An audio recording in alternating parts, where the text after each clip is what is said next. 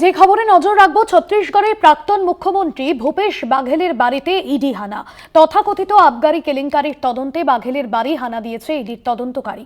এই কেলেঙ্কারিতে রাজ্যের 2200 কোটি টাকা ক্ষতি হওয়ার অভিযোগ ইডি অফিসারদের এবং ভূপেশ বাঘেলের পুত্র চৈতন্য বাঘেলের বাড়িতেও গিয়েছেন ইডি আধিকারিকরা। একই সঙ্গে আরও 14টি জায়গায় ইডির হানা চলছে।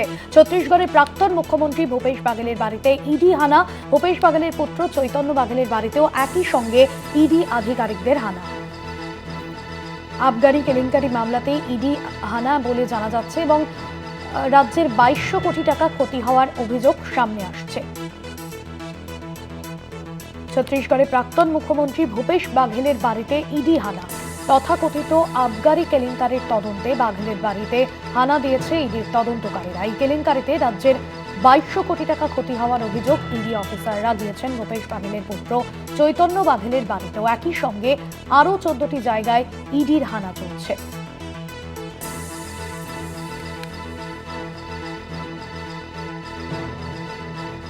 ছত্তিশগড়ের প্রাক্তন মুখ্যমন্ত্রী ভূপেশ বাঘেলের বাড়িতে ইডি হানা। তথাকথিত আবগারি কেলেঙ্কারির তদন্তে ভূপেশ বাঘেলের বাড়িতে হানা দিয়েছে ইডির তদন্তকারীরা।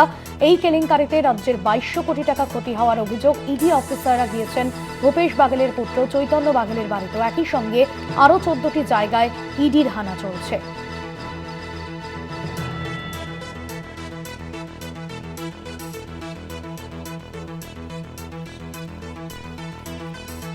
ছত্তিশগড়ের প্রাক্তন মুখ্যমন্ত্রীর বাড়িতে ইডি হানা বলে জানা গিয়েছে। একই সঙ্গে আরও 14টি জায়গায় ইডির হানা চলছে।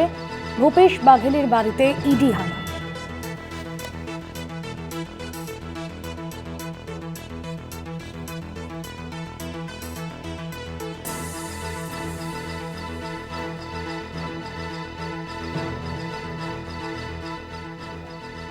জয়ন্ত চৌধুরী রয়েছেন আমাদের প্রতিনিধি ফোন লাইনে। জয়ন্তদা, কি জানা যাচ্ছে এই বিষয়ে?